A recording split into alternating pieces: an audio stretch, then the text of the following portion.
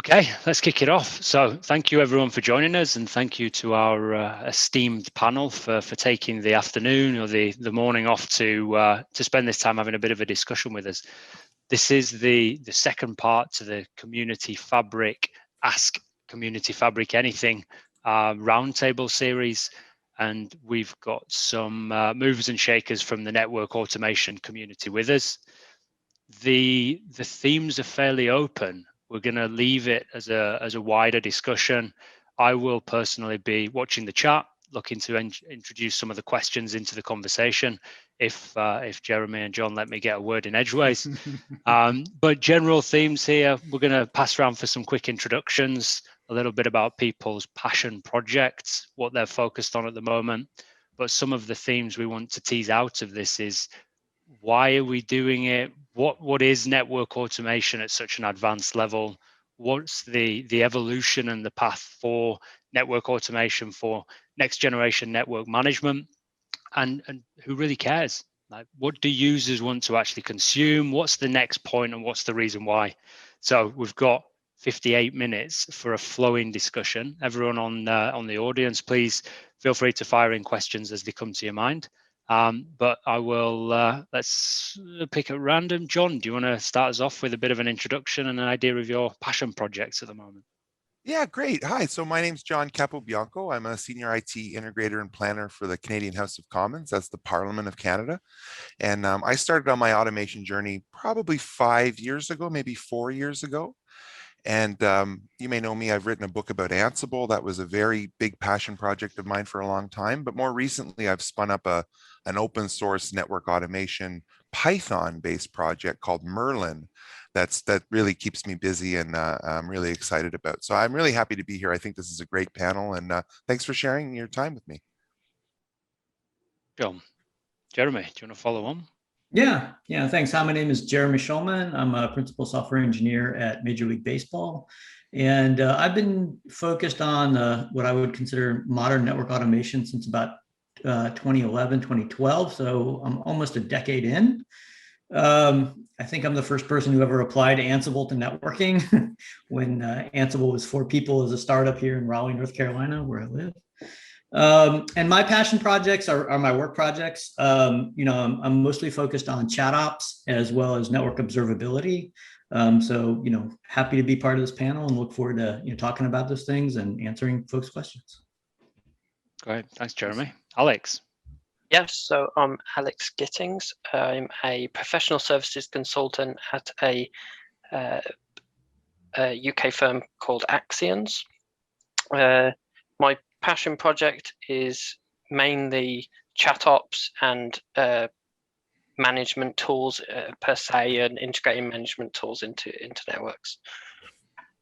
Great, thanks, Alex. Do you want to finish off, Daren? Sure. I mean, Daren Fulwell, I'm IP Fabric's product evangelist. Hey, my job is working with folks like this. So I've got the best job, really, because I don't have any specific projects. I just spend a lot of time talking to customers, talking to partners about how to integrate different platforms together and make them do cool stuff. So what better job than that, hey? But nice to be here. Cool. So to try and tease it off, there's no question coming in. There's already reviews being pressed, John, for Merlin, so you're going to be a busy man after this session. But to just start it off, I guess somewhere interesting to kind of kick us in would be like, what is network automation to you? And the reason I ask it is we see different people talking of different themes, different technologies, different approaches, and it's almost this kind of self-perpetuating bubble. Hopefully not a bubble that will pop, but what is network automation? Why are you really passionately chasing down this path? I'll leave it open for anyone to respond. I can see Jeremy is itching to start. Yeah. Go. We know you have views on this one. Yeah, so the way I look at it from a really high level, anything that I look at doing, regardless of whether it's a commercial product or a passion project, is solving one of 2 problems. Either you're going from, an aha to cha-ching kind of scenario, meaning, you need to get some project done and you need to get it done quickly. The business owners or the stakeholders are like, got to get something done, want to get it done, aha, cha-ching, or it's going from, oh crap, something's wrong to all clear. We figured out the root cause and we can fix it, So for me, I apply that kind of thought process to anything that we do, whether it's a commercial product. So, some people look at network automation as commercial products. It's anything that isn't CLI typing is network automation to them. And some people consider, writing, tools like Merlin, automation programming or automation engineering. So it's a broad spectrum. Where I work, there's a broad spectrum of people and talent. And so I get to see that full spectrum. So, I mean, the way I've started looking at this more and more is that obviously from a network engineering standpoint, we get pushed on this network automation being about deploying configuration and consistency of config and all of those sorts of good things. But it's so much more than that, though, isn't it? Because really, what I know you do a lot of this, Jeremy, and from what you guys have been saying as well, it's as much about how you're reaching out into the wider ecosystem and bringing things together to make network operations better, right? And there's so many different ways you can take that, I suppose, but it all has to start somewhere. I know, John, Merlin, it kind of stems from that, really, and tell us more. Yeah, so I agree with Jeremy, and I think that network automation is I think we have to frame it in a modern context. I mean, there's BAT files and scripting and the old IPSLAs. I mean, it's been around for a while in different formats, but I think what we're talking about is abstracting, right, important information from configuration management. And I think we're part of a larger stream of this shift from, I don't know, let's say 90-10 to 80-20 human to machine traffic to the almost the complete inverse, where it's 80 or 90% machine to machine or M to M. And that's what I really want to do. My little secret is I'm pretty lazy. I mean, I'm a lazy guy. And if I can take a few minutes extra to write some code and let a machine talk to the machines, right? A Linux box is going to talk to 200 routers. Well, we have a common language in JSON or even XML that, like, these guys have talked about chat bots. And I think it's incredible that when we move to this idea of, can I get machines to talk to machines? Well, there is a common language. I can get JSON structured data from a router. Then I can send it upstream as JSON to whatever you want, SharePoint, Discord, WebEx, Zoom. I've gone as far as to sending it to Twilio and making phone calls as we did together, Daren, right? So yeah. I think it's about using your imagination, and the tools have finally arrived for us to work like developers and develop solutions, right? Jeremy hit like everything he looks at, everything I look at. It's an automate first principle, right? I don't want a GUI. I don't want a CLI. I want a RESTful API, or I want some Pythonic libraries. I want better ways to manipulate these constructs we work with. Yeah, I find that the more I'm going into it, I'm merging tools together to achieve what I need to achieve, rather than building a full system. It's the system is a bunch of different tools that do one thing, and merging them together to get the whole solution in different scenarios. An interesting question in from Abdul Hamid here, and I guess this touches for the things you just mentioned there, John and Alex, are elements of different tools that maybe have been scripted or built up in a community or anything. Abdul Hamid saying within his last 3 years of network automation, he's seeing all of these companies springing up, so more commercial products, more vendor type things and companies, and he's asking, where do you see this going in the future? And I guess a good way to frame it is, do you start to expect something different from a commercial vendor to what you expected in the past? Yeah, I mean, I spent 20 years in the vendor land before, joining MLB, which is my first, commercial or, customer side of the house. And so historically, network vendors, I think, have not done very well. I think we'd all agree when it comes to network management solutions of all kinds. I think there's no disagreement there. So I think that the opportunity for startup companies, to tackle different aspects of network management I don't like using the word network automation because network automation is a way to a means to an end. Yeah. I mean, people will want, network management solutions or lifecycle management solutions or service management solutions.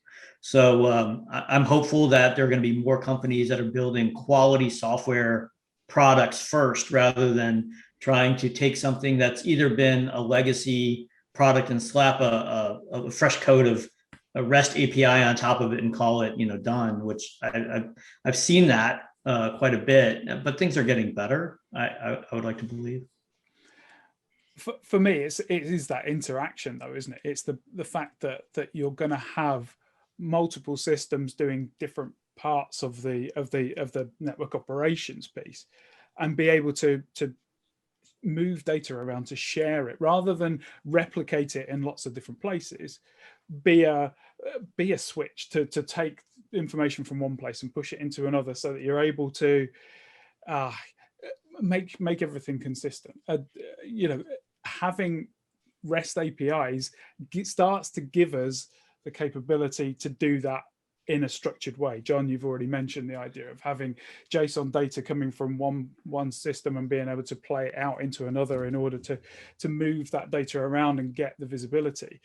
Ultimately, it's about bringing all of this tooling together to build a service, right? Not just moving packets from one place to another, but being able to understand why you're moving packets from one place to another and what benefit that has, not even just to the folk who operate that network, but the people who use it to deliver applications. So I think the scope is limitless for this, right? Yeah. But John, I mean, I would really like to hear you talk about the stakeholders and consumers of the data that you're producing with Merlin, because I mean, you and I have had some kind of conversations about what you like to call business ready documents, and that really kind of stuck in my mind. So, a lot of times we get focused on the tools and the technologies, but I'm really curious, like, okay, so you've built this tool and you have this technology, but who's benefiting from it, and the impact that it's creating is really what I'm interested in.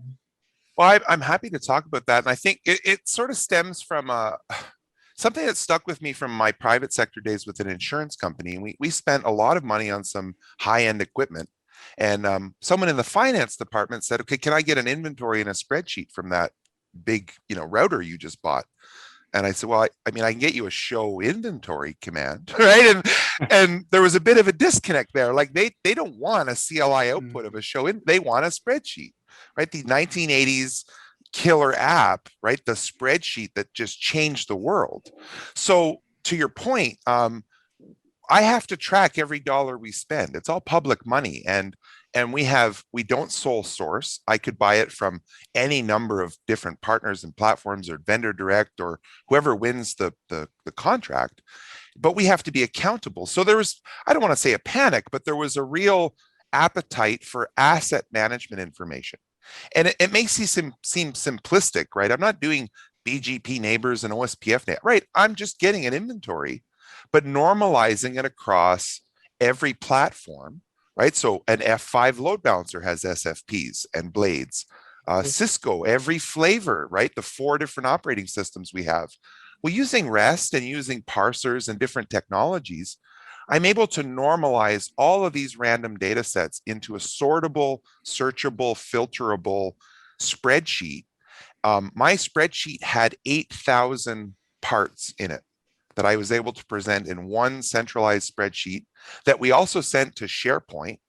So now I don't need to send out Git links. I don't need to send anything, but here's the SharePoint document library hyperlink to finance and to compliance and to audit and to the business side of my house that don't want CLI output. And, they don't even know how to read that stuff. They want part number is in this building, in this device, and here's the serial number.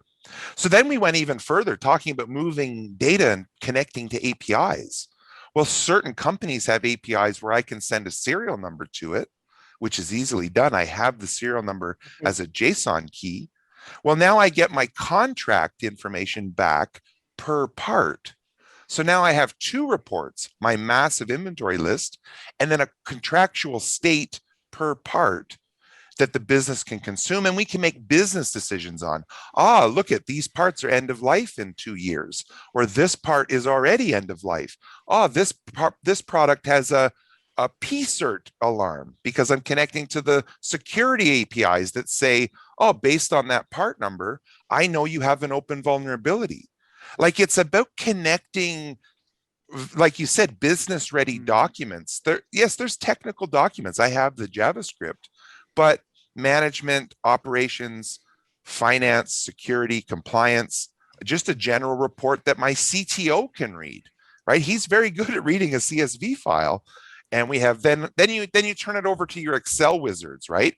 Pivot tables and bar graphs and trending and charts. And we've fed it into Power BI now, where now I can trend on when things are coming end of life or what parts are moving around my network, right?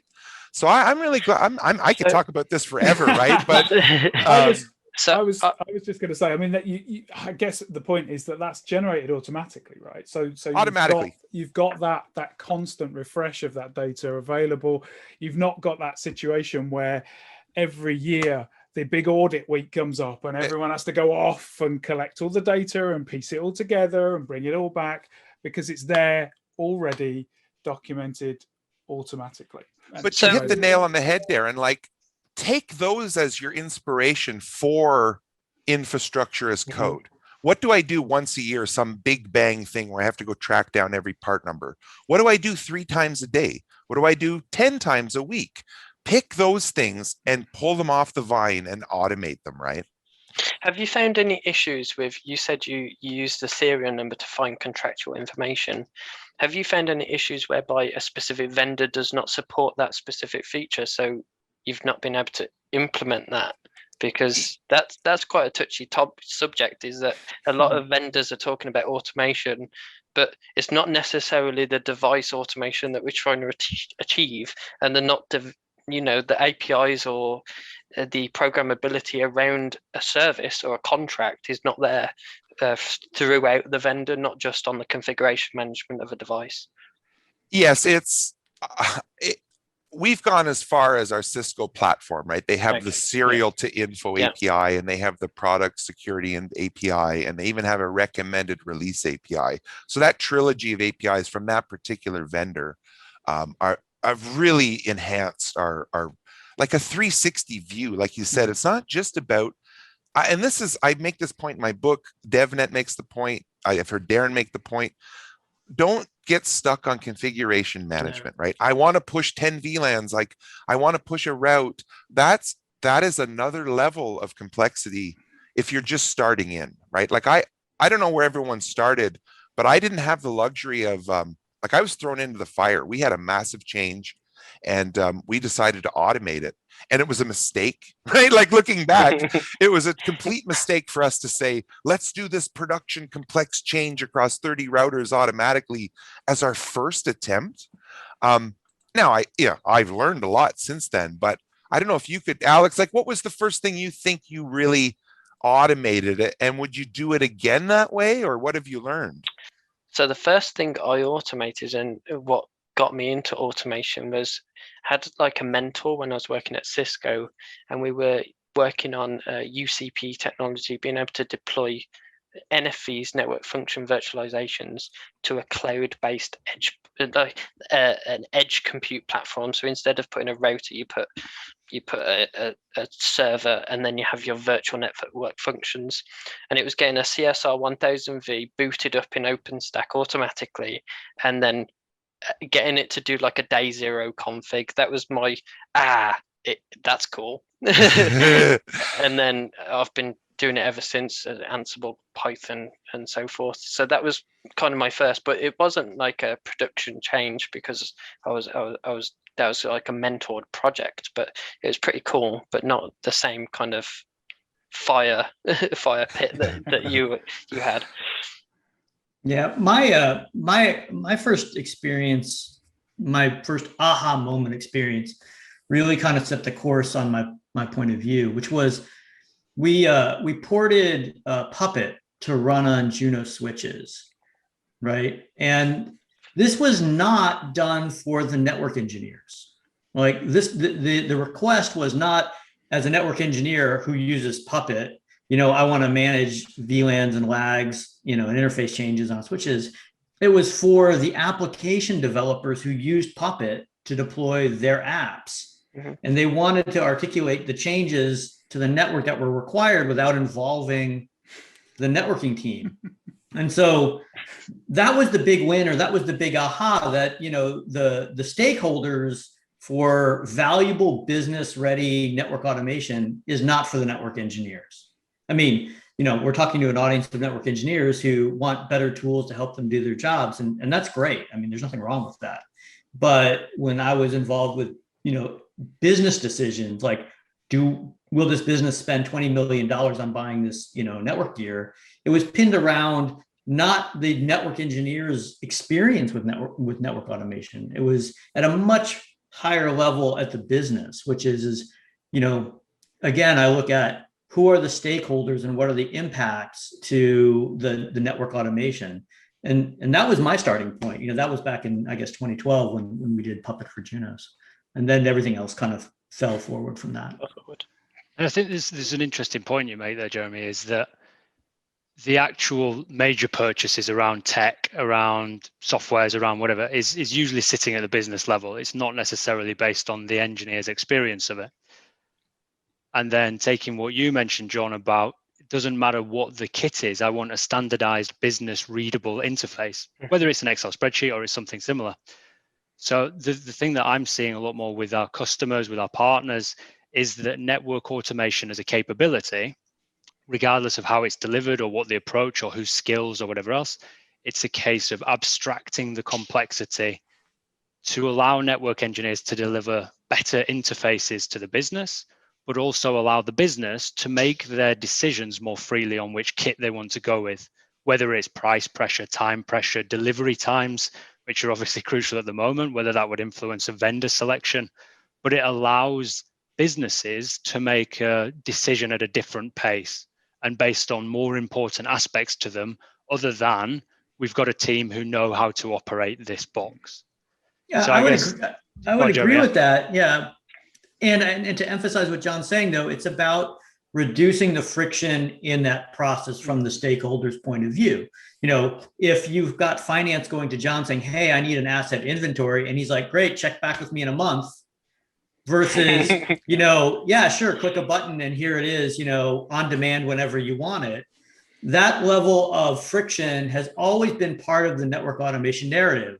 Back to John's, I need to push VLANs, that's always like the classic narrative. It's like, how many network engineers does it take to push a VLAN? It's like, so it's all about that friction. We always talked about how the networking teams were lagging behind the cloud or the server teams. It's all about this friction. And the friction isn't between network engineers and themselves, because, most people can do whatever. Yeah. Yeah. The friction is between the network and the stakeholders who want the network to serve some purpose for them.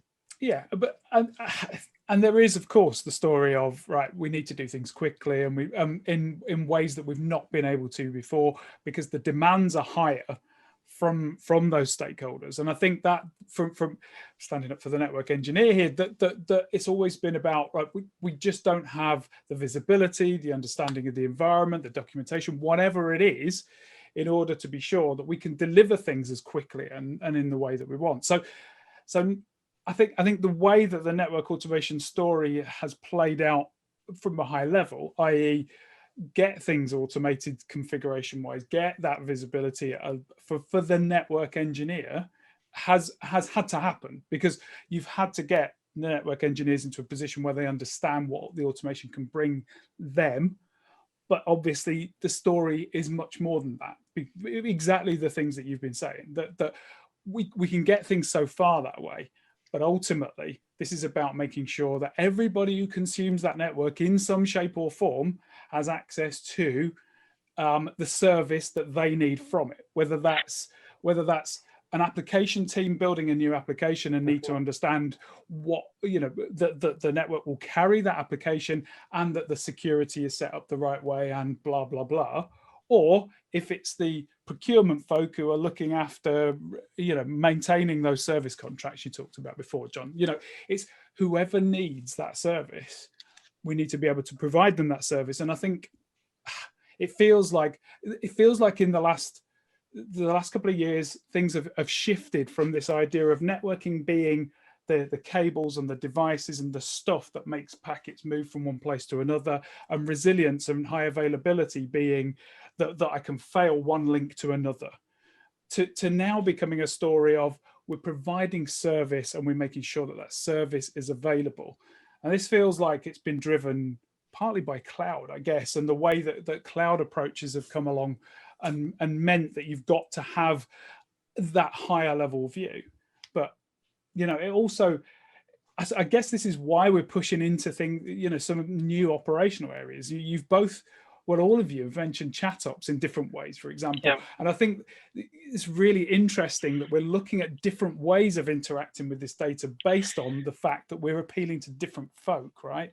Well, that's the problem I have. If I'm talking as a consultant, I'm going to different companies, and if I'm talking to a technical person within company X, I say, we can easily find out. Let's take the VLANs. We can easily see what VLANs are configured in your network. They go, so can I. I can run a show command. But it's trying to talk up the line as, okay, if someone else wants that data, we need to be able to present it to them and make it consumable for all rather than just yourself. Because it's that translation of data, and I think that's the important part, as you said, Daren. Yeah, so I want to actually, focus on what you just said, because a lot of people gloss over the translation of data, right? Yeah. I know what a VLAN ID is. Yep. I know what the VLAN ID 275 means in the context of this building. Mm-hmm. But the stakeholder to my network doesn't care. They're like, I need to add this printer to the network on floor 5. Like so we operate in all of this context-rich, interrelated, distributed numbering goop, right? And they don't care. They're like, nope. They're just like, hey, my phone at my desk isn't working. Can you reboot it? And somebody in chat ops just wants to say, bounce phone, either the phone number or the wall jack through chat ops. And it doesn't matter whether that phone is connected to a Cisco or an Arista or whomever, they just want it done. And so if chat ops provides that feature for our IT group, mm-hmm. then that IT group never has to ask the networking team ever again about it. And really the end user is the one who gets the experience like, oh, my phone works now, thanks. And even allow the user, the desk user to even bounce their own phone. So that's what I'm talking about. Like, nobody needs to know what VLAN it is. Nobody needs to know what Ethernet port number it is. Nobody knows what switch it is. It's really, when we talk about removing the complexity of the magic numbers. But the complexity there is the metadata and how you translate that requirement into an intent, and that's the difficult part. Like when you said, can you bounce port 5, can we add a printer to floor so and so? You need to translate that data, and one, where do you store that data, and 2, how do you determine if that's correct or not? This is building a consumption. Complicated. You're talking about building a consumption model for the service, aren't you? Because what you're saying is, this is what you've got is a bunch of network engineering folks who understand what it means to find the phone in the network and bounce the port that it's connected to, regardless of which vendor it is. So they have to come up with a workflow to make that happen. But then you translate that to the end user, I need to bounce my phone. So you can set them a little self-service portal up, and away they go. And they can use the knowledge that's in the network engineer's head who's put that automation workflow, whatever it is, together, but they consume it in a simple point and click interface on a web page or whatever it is. But that's the point, right? What you're doing is you're building that, you're abstracting the service and you're building the consumption model. But ultimately, you're saving the network engineers time as well, because they don't have to go do it, right? They don't have to. I think you're looking at that problem, in a way that I would not focus on. I mean, I would submit to you that the value is to the user who wants to use their phone. Mhm. They don't care, What if the network details are. engineer is like happy or Absolutely. sad. Like they're just Absolutely. like, my phone doesn't work. I need to make an important call. I need somebody to reboot it. Is it going to take me 5 minutes, 30 seconds, or, open up 3 ServiceNow tickets to figure it out? And, and I know which one our users want. And to Alex's kind of pseudo question, it's like, sure, it's hard, but I would submit to you that that's the value or the business case for doing automation in the first place. It's like, I'm not saying it has to be hard to be valuable, but most things that are valuable, to a business are hard, to implement. I agree with you completely, but what I'm thinking is that by saving the network engineers time and whatever, they're in a position to actually go build more of this capability. And so it's a nice closed loop, right? You give the users what they want to speed up what they do. It means that there's less pressure then on the network engineers to do what they're doing because they've automated that process. So they've got time to go automate other things. The key point is that they automate things that the users actually want to do, right? And that's where the focus has to be. And I guess that's the point, Jeremy, that ultimately understand your stakeholders, right? Well, I mean, to Joe's point, when we talk about paying for things, applying money to a problem, if I'm sure that there is not, well, I don't want to say I'm sure, but I would find it unlikely if I went to go talk to, other customers to say, is there a CTO directive that says do more network automation? Probably not. Is there a budget for do more network automation? Probably not. There's probably some business directive that, could network automation be applicable? Sure. Probably in most cases, I would argue. But that's how you have to kind of look at it. Yeah, it's finding the use cases, right? We see this one a lot with security being a great one. Everyone goes, "Oh, I've got this big security project to make my network more secure." Well, okay, go ahead and find out what you mean by make it more secure, and then look at how you can use the data and the process in order to make it more secure. And that's where you have to invest in your tooling and your time to do it, right? Yeah, I just want to add, I absolutely love what these guys are doing with chat ops. I've dabbled in it and I have it working and it's like really neat stuff. But I think this idea of giving your network, right, the big N, capital N network, the enterprise, you're turning it into a member of your team. Like it's a digital entity. Mm-hmm. And we all live in these channels now, right? The email box is dead. Phone calls are more or less dead. We kind of live in these little channels in WebEx or Teams or Zoom or whatever. Well, now you have, right, I don't know, Nathan the network is now a digital entity sitting in these channels with you in a bi-directional sense. There's something that, right, I want to know if that router goes offline, or I want to know if there's jitter, but right, whatever these things that, to Jeremy's point, the goop that the people on this call understand, but to turn it into something that business can use, right? How did you know that the call quality was poor while the conference was going on?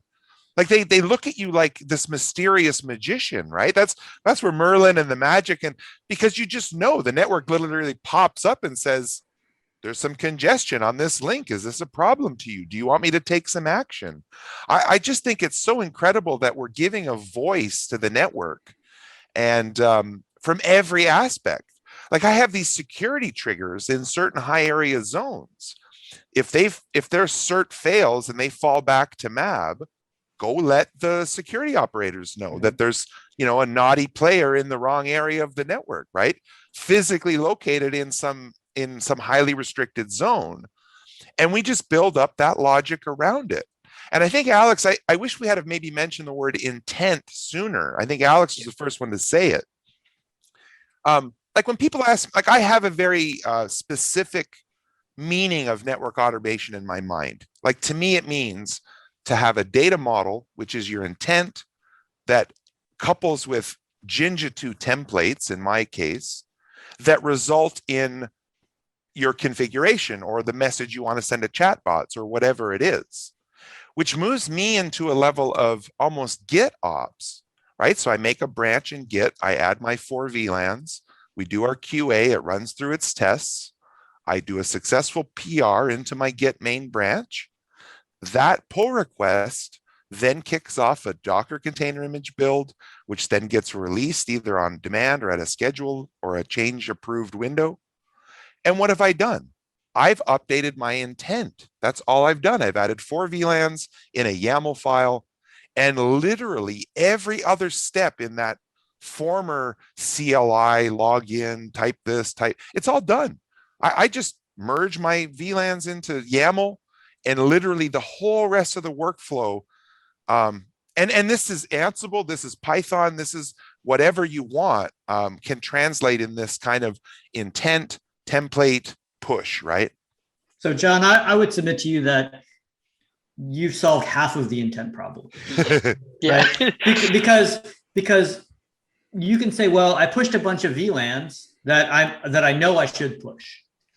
But the real intent is that you have some kind of service operating in a healthy way, which is more than just pushing configs. I mean, we would all agree that it's looking at the operational state around what that service means, which partially means those VLANs, right? But it also implies the health of the interface that are using that VLANs. It can also imply, routing, to the IRB. That's how, I mean, so, et cetera, et cetera, et cetera. And so I always get triggered when somebody says the word intent and they talk exclusively about configuration, because at the beginning we talked about, how that's a no-no concept. Well, so Jeremy's not setting me up in any way, but it's a good segue. So as part of that pipeline I described, I should have maybe mentioned this, but yes, I have a pre-state test suite run. I'm using PyATS and some other tools, right? So that CI/CD kicks in, and to Jeremy's point, he's pushing 4 VLANs,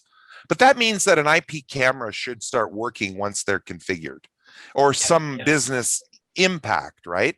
Well, I have my PyATS run pre, I push, and then I run them again post, and then any other customized test suites that I want that give me a Boolean pass fail. Oh, you can now ping that security camera, or that security camera is now sending, the packet counters are going up on that interface, or whatever situational tests you want. I completely agree with Jeremy that configuration piece I described is one component of a larger CI/CD pipeline. Yeah.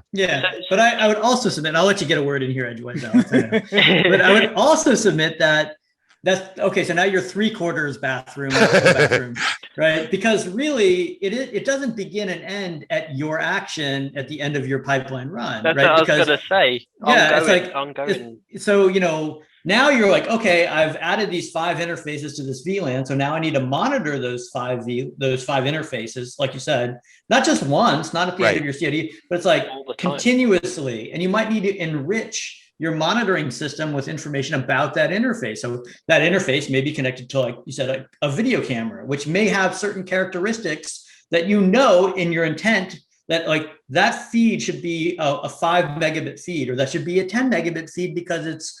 And then knowing that, and then looking at, say, flow data and comparing that, I'm like, then that's where you get into this kind of closed loop intent-based monitoring or intent-based lifecycle, service management. Now I'm going to shut up. So Alex can.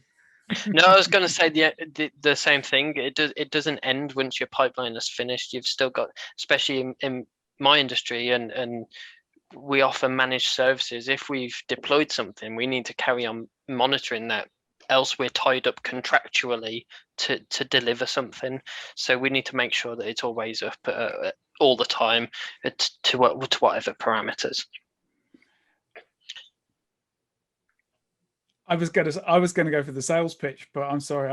I promised I wouldn't do that. But obviously, working with IP Fabric, that's what we do. Is we do that assurance piece, not necessarily around the sort of monitoring the packet counters or whatever, but looking at the health of the network as a whole and understanding how that contributes to the service that you're providing. I suppose, Jeremy, ultimately this is the confusion of the word intent sometimes, right, around this, because what we talk about is, so network engineers might talk about intent as being configuration and state. Application owners might talk about the intent being in terms of the services that they're delivering. The business are going to talk about intent as being, is there money coming in or not? and why is it not coming in? And so Yeah. it's having the understanding of the intent at all those layers, isn't it? Yeah. So, well, I mean, I would submit to you that it's all about the stakeholder, right? And in some cases, the stakeholders might be the network engineering team, and that's perfectly valid. There's no wrong answer here. It's all about the stakeholder and the impact. And if you can't write down these are the stakeholders and this is the impact, then you got to ask yourself, is this really something valuable to the business? And that might be a chain of stakeholders, right? Because it might be that the ultimate stakeholder might need another stakeholder to be doing things the way that they need it. They may have a requirement on someone else and so on. So it is understanding. Coming from my network design background, you're talking business capabilities and requirements from the top down and working those into technical requirements and capabilities and through. So it's a very natural kind of approach. But the problem is that we're so siloed in organizations that it's so difficult to put all that together, right?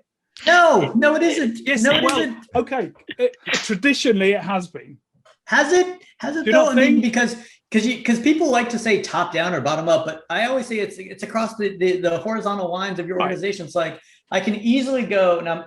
This is my business, but I can easily go to the network operations group and they talk to the other operations group. And just like John, he's like, well, we talk to finance. It's not top down. It's like when I think top down, it's like CEO, VP of engineering, top down, directive. So maybe I'm misinterpreting what you're saying. No. I think I understand what you're saying. I think the point is that traditionally, from a technical standpoint, if you start as a network engineer and then grow up to be a network designer and move on and to become a network architect, you've still got a very narrow view. You're widening it as you go because you're understanding more about the things that are going on around. But ultimately, you're in one particular technical field.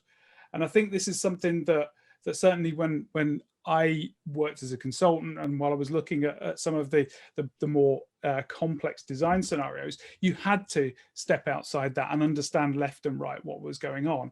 Now, Jeremy, your perspective is going to be slightly different because you've been doing this automation stuff in the way that you've been doing it for the last 10 years, right? Where the rest of us are just catching up. So I think what you're used to, that idea of going to the right stakeholders in order to get the requirements as you need them in order to deliver the service. And I think this is a mindset change. This is what this is, because network engineers don't need to just know how networks work anymore. They need to understand about all of the other services that have been delivered across that network in order to make sure that they're actually ticking the right boxes in order to deliver the service to whoever their stakeholder is. And I think that's part of it's been missing from network design way back. Has started getting better, but now we're taking this to the next level now that we're talking about operations that are built in the way that we're talking. I have a lot to rebut there, but I'm going to stay quiet because otherwise. I just think when you go into different organizations, there's a lot of red tape that needs cutting, and that's the difficult part as being a consultant. You have to get people involved in business process and things like that involved, and it's not as easy as you would think. So anyone undertaking the journey of network automation, it does take time, and you have to chip away at it with a very small chisel. But you just said something there as a consultant, and that's part of the problem, is that I don't believe a lot of folk actually have a consultative approach that you need to be to do the consultancy, right? And that's the problem, is people don't know how to ask the questions. And people don't have experience elsewhere on the other side of the field of what happens in another place. You talk to one service provider and they have 50 networks. It's not one network, it's 50 networks. So to talk to another box, they've got to go through change process, request of information, and so forth, go up the chain. Whereas, an API would be handy.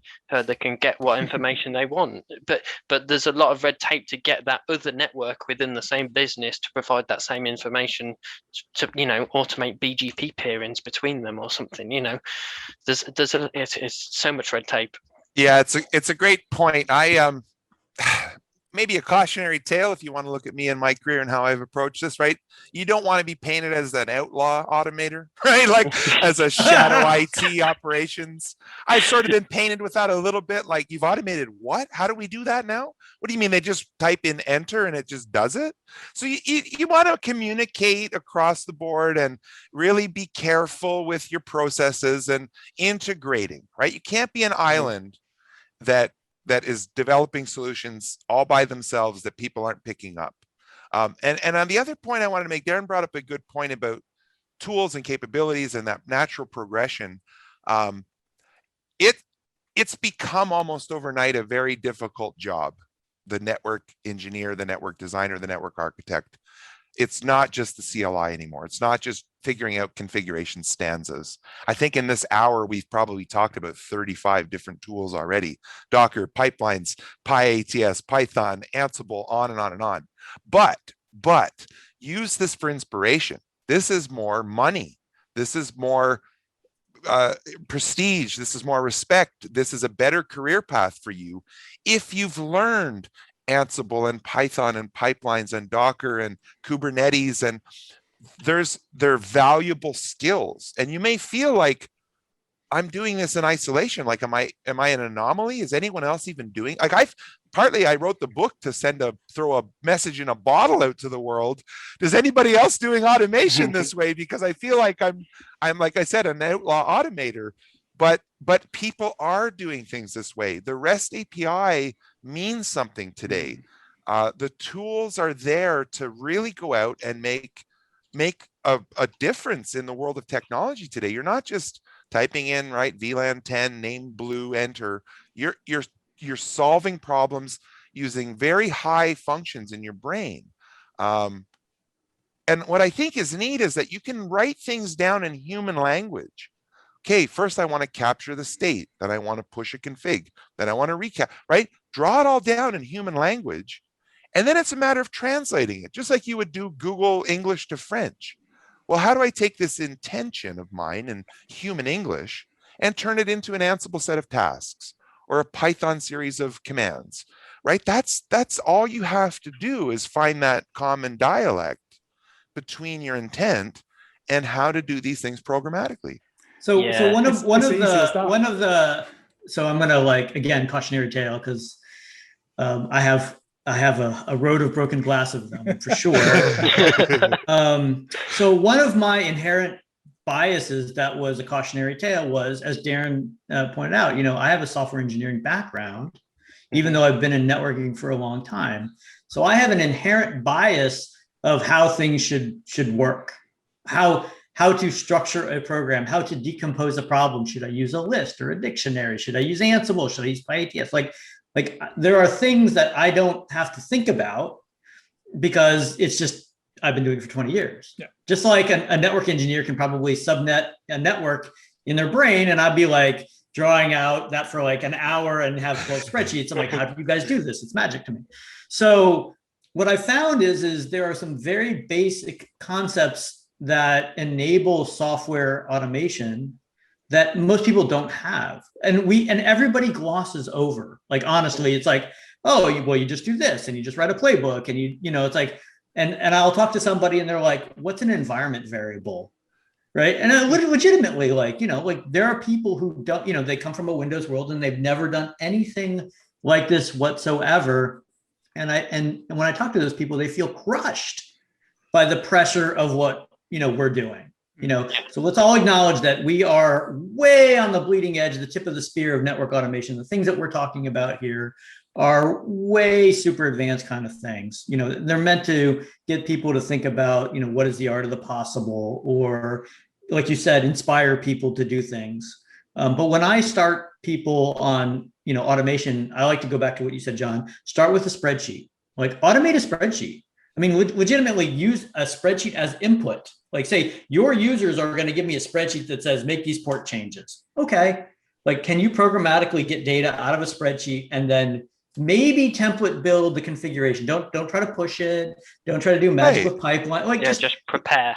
Yeah. But these basic steps, or these, I don't want to say basic, but core concepts that we take for granted, because John, you have a software engineering background or programming background. Yeah. Alex, you have a programming background, Mhm. you know, I believe, or you fly a plane, so that's close enough, you know, whatever. You know, we take these things for granted, and it should not be lost on people like us who talk a lot in a public forum, that there's a lot of people who are confused or aggrieved by people like us who talk about, oh, this is easy, or it's Right. just a REST API. And it's just Yeah. like, they just go crazy they feel like they want to throw daggers at us, Right. you know, metaphorically, I hope. Well, I find a similar one when not delivering training courses, whether it's Python, Ansible, or what have you.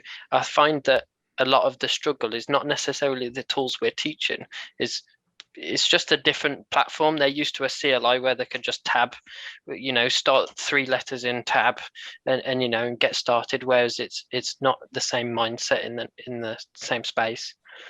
So I think that's where people can trip up a bit as well in Linux or whatever platform you use. Yeah, you just said it, Alex. That's and Jeremy on this inspirational topic. I completely agree. I don't want anyone to think that I believe it's easy. It's become easier for me, yes, but it's like any other skill. If I had been playing piano for 4 years and you sat down at a piano beside me, yes, I'm going to be better at piano than you because I've had 4 years of experience doing it. But I think the biggest barrier, honestly, what probably throws 75% of people when they try to approach this is Linux. Right, we come from a Windows world, right? The Linux desktop never materialized, and up until recently, it's been tough to. What am I going to put VMware Workstation on and spin up a little Linux VM to learn it, or do I go get an old box out of my closet and spin up Ubuntu on it? It was hard to break through that, but now I think, you know, I'm not trying to be a Microsoft evangelist here, but Windows subsystem for Linux and the Linux image of your choice from the Windows Store, a few clicks now, you can have that Ubuntu environment and make a directory. Do LS, right? Start doing basic day one Linux things, because I'm telling you, Ansible is not coming to Windows. PyATS and Python, they're not coming to Windows. Nope. They're giving you a portal through WSL, yes. But please don't walk away and go like, I'm never going to do this because it's a Linux thing and I don't know Linux. Maybe make that your first thing to do with the rest of 2021. Make a folder, do some directories, remove a file, make a file. Very basic.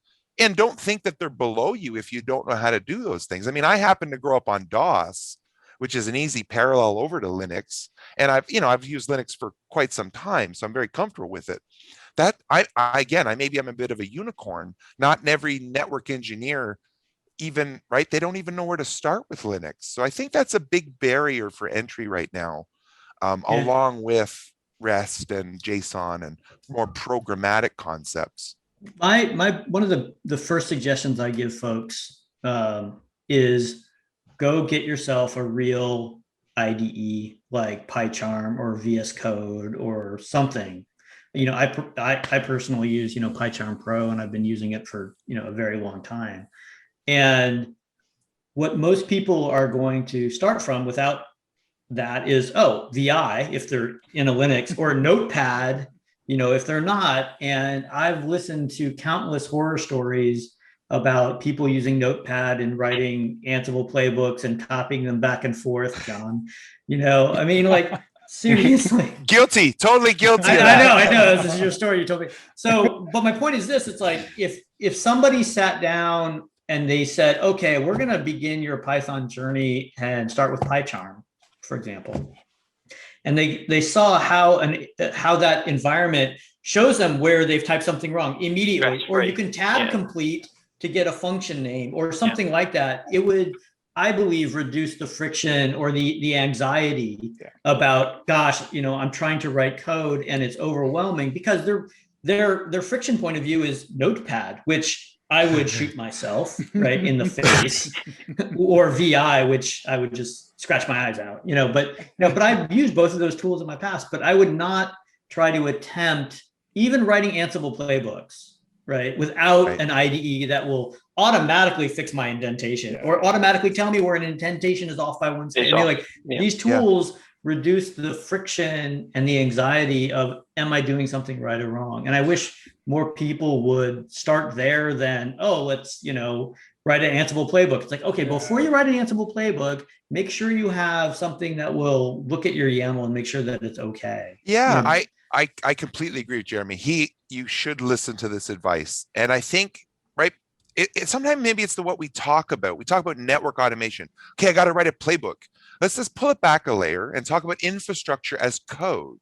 Well, code, Jeremy's point, he's done it for 20 years. There's a certain way, a certain set of practices around code, right? Version and source control. Without Git, you're not going to go very far, right? Are you going to TFTP that file back and forth like I did? Are you going to have working _ version 2 version new should work .jt, right? Like, I love that story. That's such a great story, right? I was copying and pasting stuff out on Notepad, so I've got no way to talk to about that. But yeah. So start working with code appropriately. I need version and source control. I need Git, which means I need a Git repo, which means I need an IDE, which means I need linters and extensions and other tools. And it becomes so much easier.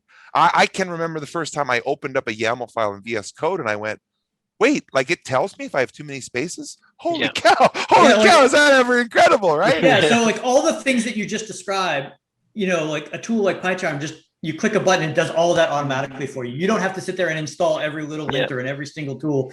It's like we talk about a virtual environment and people are like, what is that? Literally, when you click an open new project in PyCharm, it automatically builds all these things for you. It sets it all up. It reduces the friction. I'm sure VS Code does the same. And it really does drop the barrier. And I have not really seen too many videos or focus on this other than from the vendors themselves, because most people are like, meh.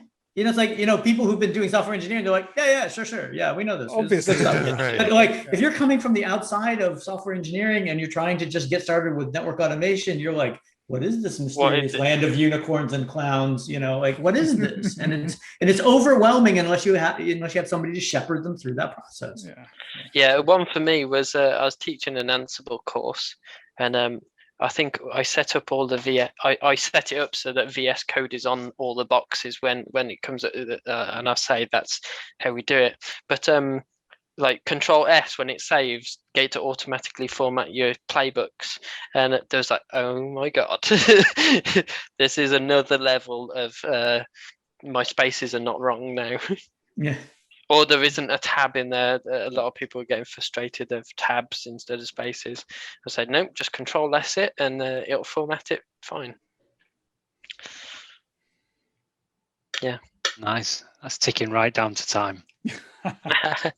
If I was to put you on the spot, anyone want to take a closing comment for the last 60 seconds? Oh. I want to hear Alex give the advertisement for his natural language processing chat ops and just talk about the way I think Alex is on the way bleeding edge. So I really want the future of the future. Yeah, go on, Alex. What is it? It'll probably take longer than a minute though. Okay, so I set up a requirement I had was to reduce power consumption. In reducing power consumption, one, we reduce our cost, and two, we reduce our carbon footprint, so we meet the goals of the company. I was at a conference, and there was a big questionnaire led by AWS, and I won the questionnaire. It was like kind of shout out the answers and you win it. I won it. I won an Amazon Echo, and someone in the business said, I bet you however much you can't make a bot to basically ask your network using Alexa. So I said, okay, sure. Next week I said, here you go. You can Alexa, what's so-and-so in the network, and it would respond with the data. So I went down a huge rabbit hole of utterances, intents, all this type of mad stuff of being able to describe what you want to a voice platform and be able to get an intent out. After doing all of that and being able to say, what is the power usage in so-and-so rack? And it'll go, oh, it's 1,500 watts in so-and-so rack. And And then I realized that if you want to actually query the data using voice and using a human voice, it's actually very hard because, as Jeremy said earlier, we have host names for devices that do not make sense. They determine what building a device is, what service is probably on that platform.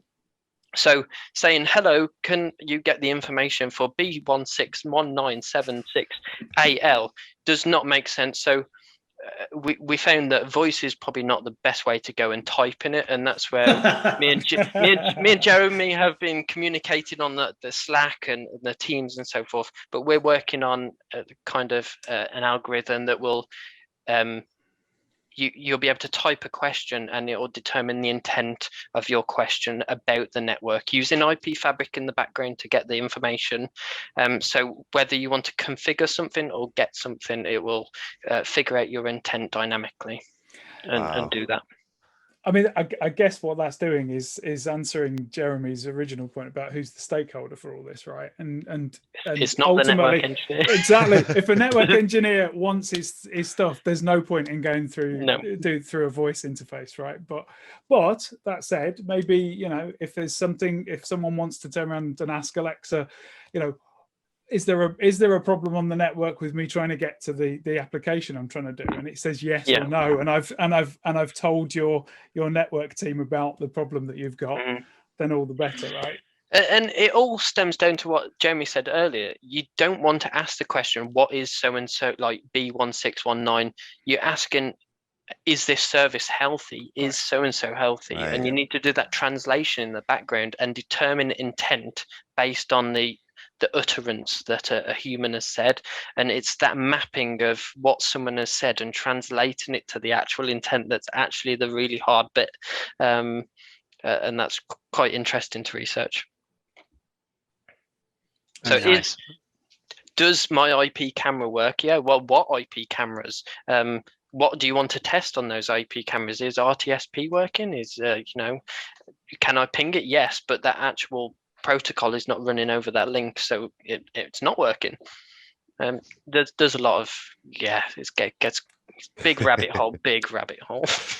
So I'm going to have to drop for another session, but what I would say is, if you guys want to wrap up and let people know how they can follow you and get involved in more of the conversation, I think that'd be a good way for you to round up the conversation. So I'd like to thank you all for the audience, for the delegates as well. It's been a pleasure to be involved, and good evening, good afternoon, wherever you are. Thank you. Thank you. Cheers. Thanks very much. And there we go. Yeah, so you guys can find me on Twitter at Network Automaniac. That's NWK Automaniac. My best way to contact me is through either one of the many automation Slack groups that are around. Just search my name, Alex Gittings. Twitter, Mini Trigger. It's a bit of an odd one, but Mini Trigger. But I'm not very active on there, but I will respond. If not LinkedIn, just search me or GitHub. Yeah. Great. Yeah, I'm on Twitter, John_Capobianco. I'm very active on Twitter, and maybe too active. And I can be found on LinkedIn. I'm very open. My Automate Your Network is my GitHub repo. There's Ansible stuff there. There's my new Merlin on there. If you want to get involved, like if this is something you want to sink your teeth into, I mean, I need help with HTML. I need help with CSS. I need Python. I need everything. Jinja 2 templating. You know, connect with me and I will help you get going. And, you know, I love these discussions, and thank you for inviting me. Thanks so much. Yep. Thank you. Thank you, Daren. Yeah, it's an absolute pleasure. Thanks for joining us, guys. It's been really good to get involved.